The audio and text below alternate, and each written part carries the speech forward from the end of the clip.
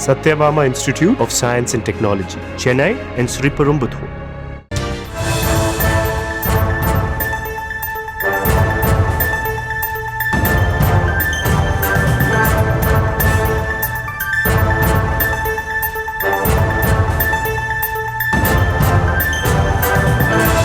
செய்திகளை பார்த்து வருகிறோம். மதுரை வில்லாபுரம் ஹவுசிங் போர்டு பகுதியில் நிறுத்தப்பட்டிருந்த வாகனங்கள் அடித்து உதைக்கப்பட்டிருக்கின்றன.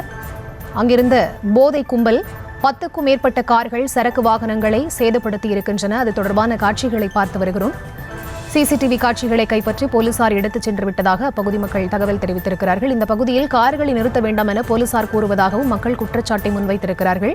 மதுரை வில்லாபுரம் ஹவுசிங் போர்டு பகுதியில் வாகனங்களை நொறுக்கி போதை கும்பல் அராஜகம் செய்திருக்கிறது. சாலையில் நிறுத்தப்பட்டிருந்த கார்கள் உள்ளிட்ட வாகனங்களை நள்ளிரவில் அந்த கும்பல் அடித்து நொறுக்கியிருக்கிறது.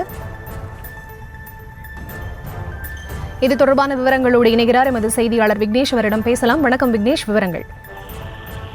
நிச்சயமாக, அதாவது மதுரை வில்லாபுரம் ஹவுசிங் போர்டு பகுதியில் மது போதையில் இளைஞர்கள் வீட்டின் அருகே நிறுத்தி வைக்கப்பட்டுள்ள சுமார் 10க்கும் மேற்பட்ட வாகனங்களை அடித்து நொறுக்கியதால் சேதமடைந்துள்ளது. இதனால் இப்பகுதியில் சற்று பரபரப்பு ஏற்பட்டுள்ளது.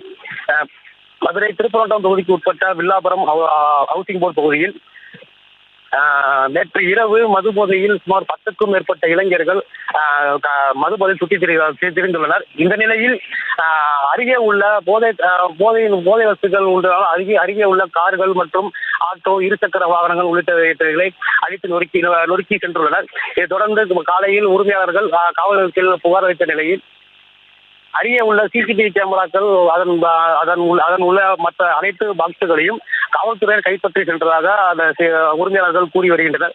இந்த நிலையில் மதுரை வில்லாபுரம் ஹவுசிங் போர்டு பகுதியில் போதை ஆசாமிகள் சாலையில் நிறுத்தி வைக்கப்பட்டுள்ள 10க்கும் மேற்பட்ட கார்கள், சரக்கு வாகனம், ஆட்டோ, இருசக்கர வாகனங்கள் உடைத்து சென்றது.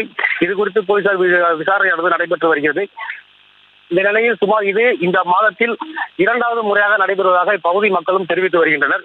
தொடர்ந்து இது போன்ற சம்பவங்கள் ஈடுபடும் குற்றவாளிகளை கைது செய்ய வேண்டும் என இப்பகுதி மக்கள் கோரிக்கை வைத்து வருகின்றனர். தகவல்களுக்கு நன்றி விக்னேஷ்.